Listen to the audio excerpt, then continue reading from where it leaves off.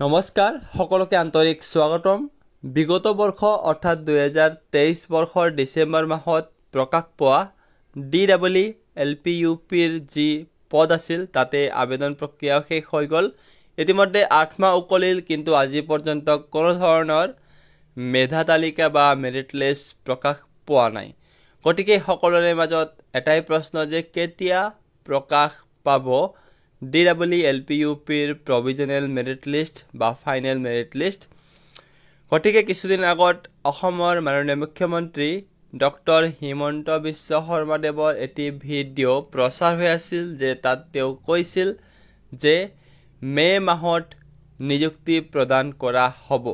গতিকে ইয়াৰ পৰা এইটো আমি অনুমান কৰিব পাৰোঁ যে 2024 বৰ্ষত মেৰিট লিষ্ট প্ৰকাশ পোৱাৰ আশা একেবাৰে নগণ্য বা নাই বুলি ক'ব পাৰি।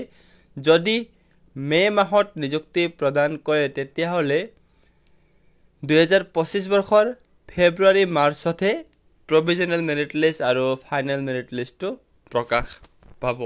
গতিকে ইয়াৰ আগতে প্ৰকাশ পোৱাৰ আশা কম। যদি 2023 বৰ্ষতে বা 24 বৰ্ষতে যদি মেৰিট লিষ্ট প্ৰকাশ পায় তেতিয়াহ'লে ডিচেম্বৰলৈকে প্ৰকাশ পাব পাৰে, কিন্তু ইয়াৰ আশা একেবাৰে কম। কাৰণ ইতিমধ্যে ঘোষণা কৰি দিছে যে মে মাহত নিযুক্তি প্ৰক্ৰিয়া বা নিযুক্তি প্ৰদান কৰা হ'ব। গতিকে ইয়াৰ পৰা আমি এটাই আশা কৰিব পাৰোঁ যে 2023তো আশা একেবাৰে নাই বুলি ক'ব পাৰোঁ। ধন্যবাদ।